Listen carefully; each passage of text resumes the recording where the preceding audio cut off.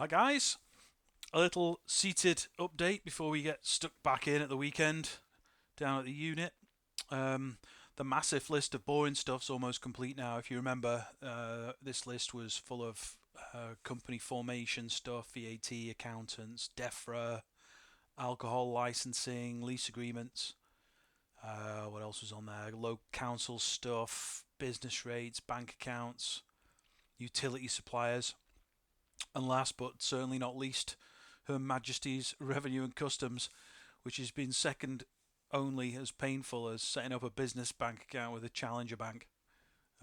Just like pulling teeth, honestly. I could write a book.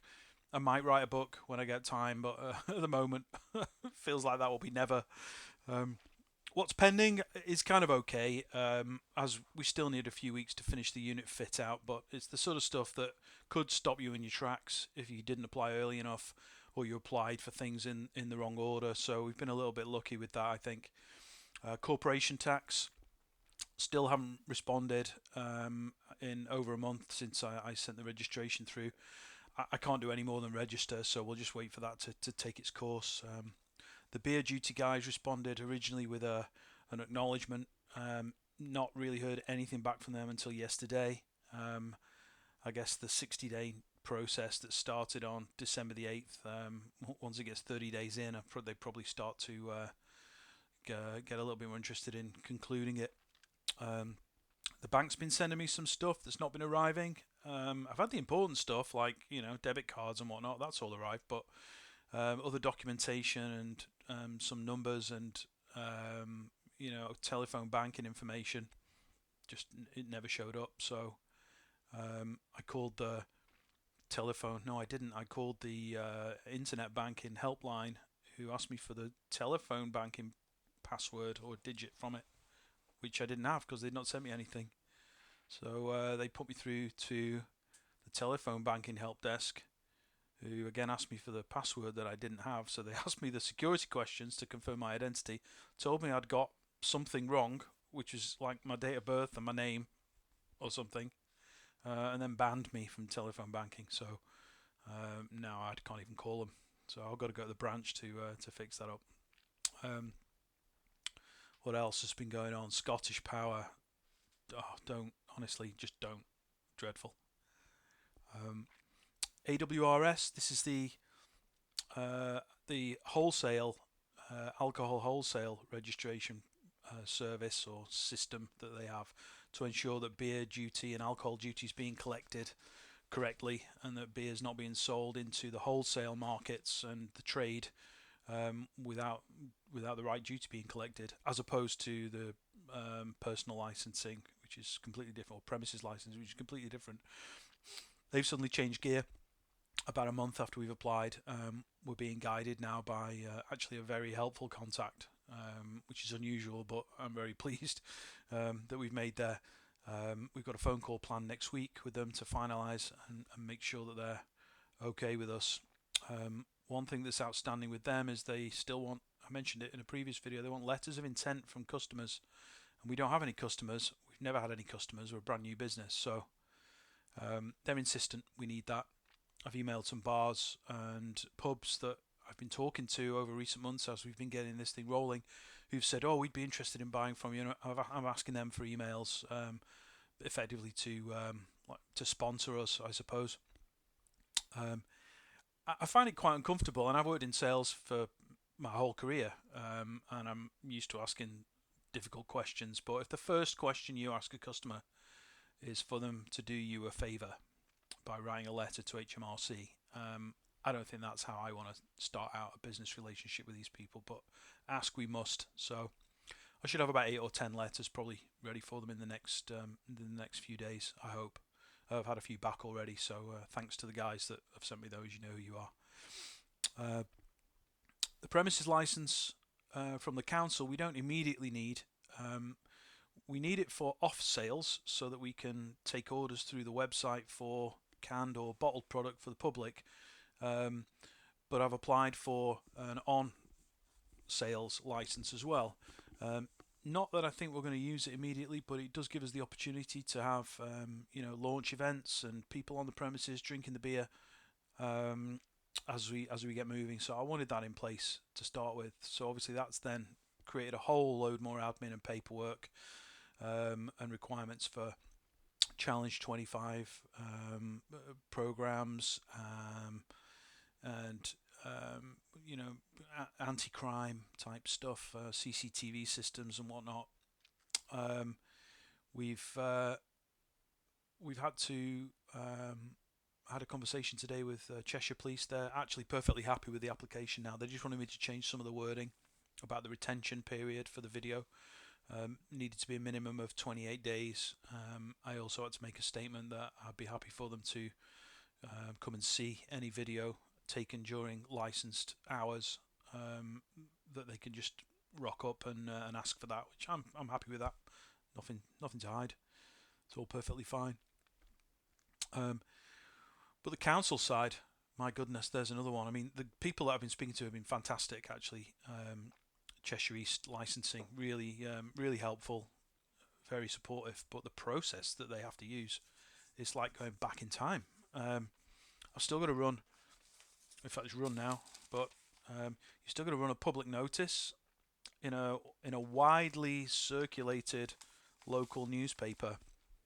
I mean, newspapers are all but dead now, I think. You get your free paper through the door, the buy and sell or whatever, but I think the point of this is to give people an opportunity to object to the licensing application, and they want to get it in front of as many people as possible.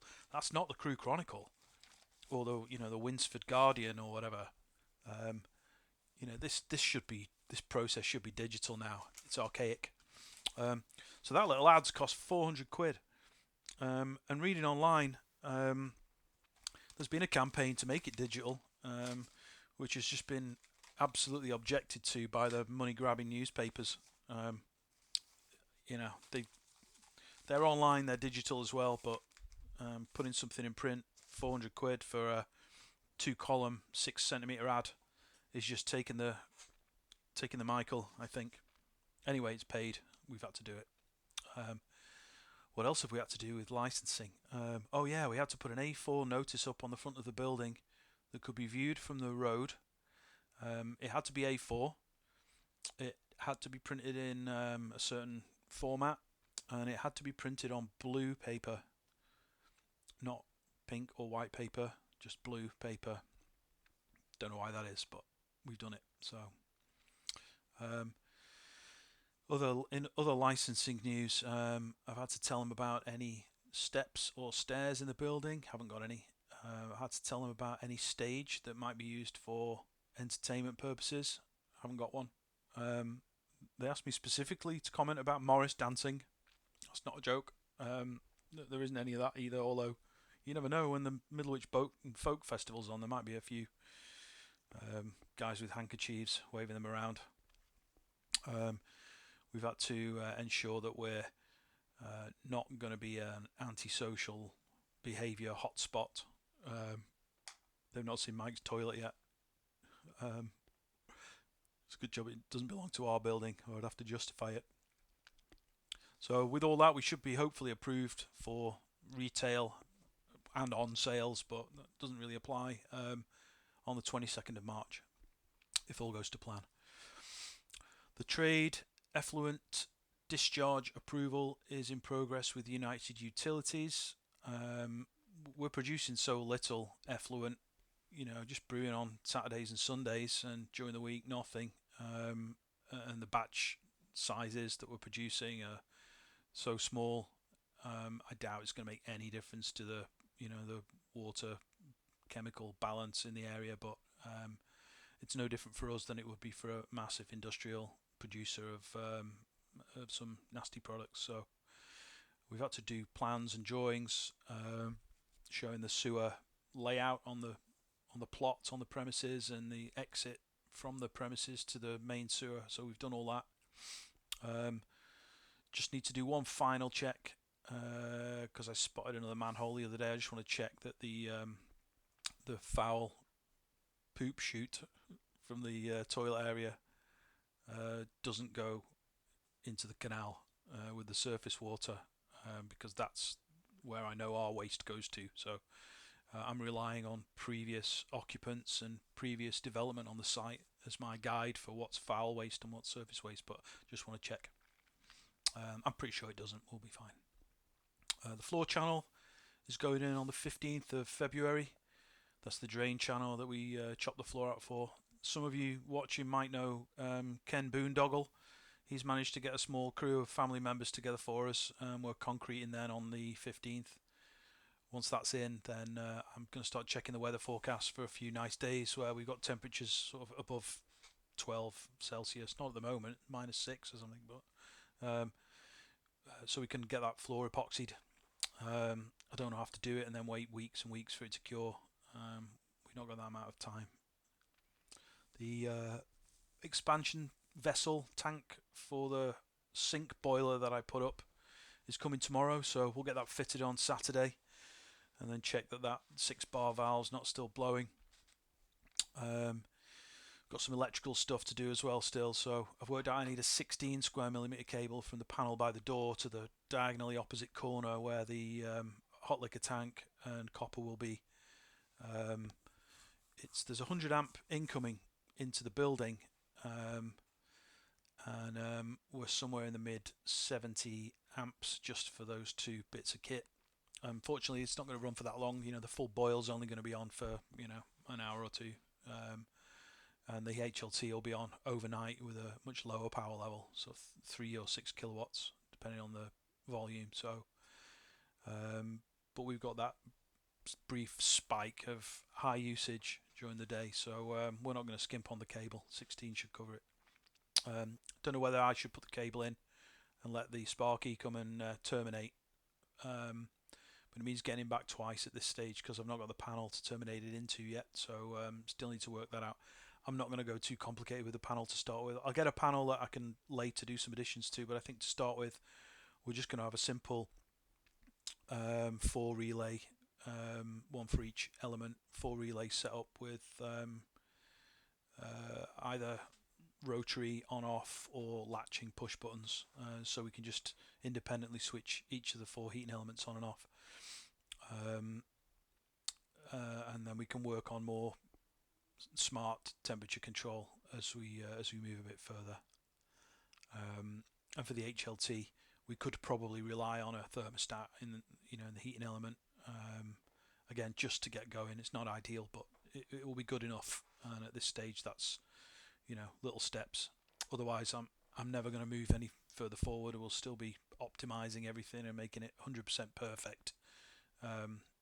We don't need perfect, we need quick, I think. I've got 4 STC 1000s coming tomorrow, Amazon again. Their business is going to stop for me quite soon because I still haven't changed my credit card. It's Visa. Oh well, I'll have to start shopping elsewhere. A couple of STC 1000s will go in those line coolers, the little 210 cooler and the V21 bigger cooler. I'm going to stick one in each of those, and then the other 2 STCs will be for the side-by-side conditioning rooms, which I still haven't built either. So we need to get the wood and the king span to get that together. Lots of little jobs, hey. What else do I need to do? I need to learn how to weld. Lots of little jobs that need doing around the building, and it's sort of all steel frame construction, so it'll be quite handy to weld a few bits and bobs to that structure as well. So can rely on Sarah's dad. He's very helpful. He's been welding for 50 years, but I don't want to have to rely on him. He can come in and show me what to do. Wax on, wax off. And I need to learn how to make videos that aren't rubbish, like this one probably will be. I've had some feedback on the videos. Thank you. Like a stabbed in the heart.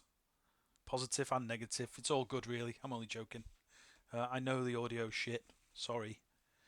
That's all me. Not operating Hit Film Express correctly.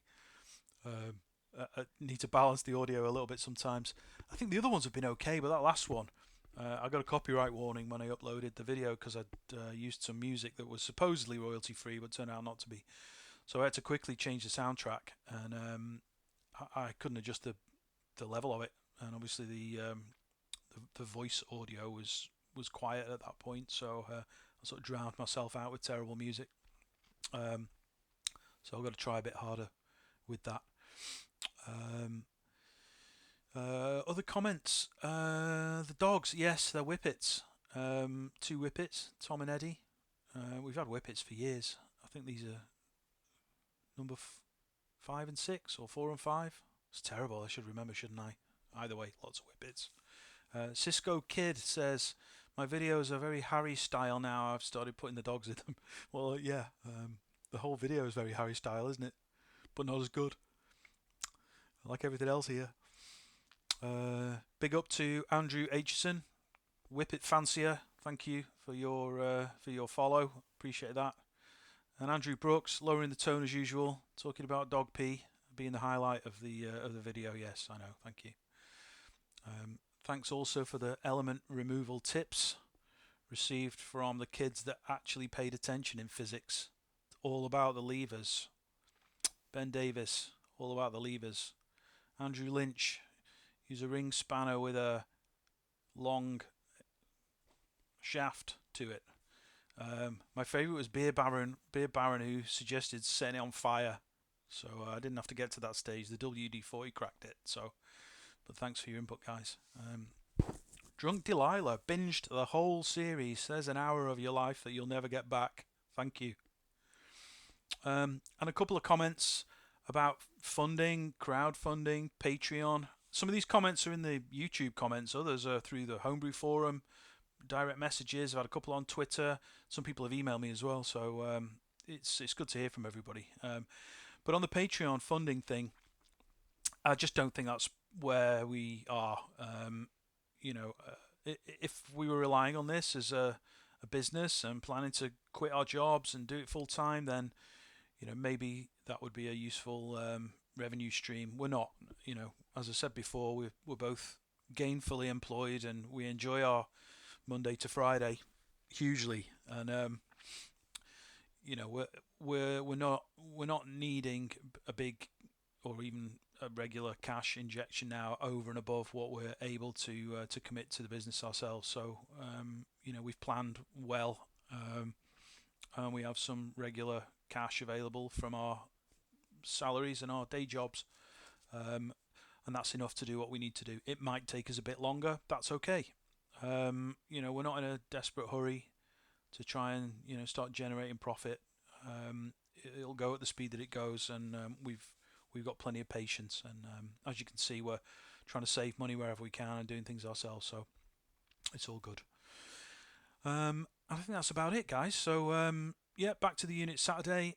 Try and get some video. I'll try and edit it properly, so you can actually hear what I'm saying over and above the terrible music. Please keep the feedback coming. It's actually quite enjoyable reading it. I didn't think I'd settle into this whole video thing, but I'm getting a little bit used to it now. It's still a bit cringy. I still need to look at the camera a little bit more. But the feedback that I'm getting really just gives you the encouragement to keep doing it. So as long as people keep watching it, I'll keep doing it. Thanks, everybody. See you next time. Bye.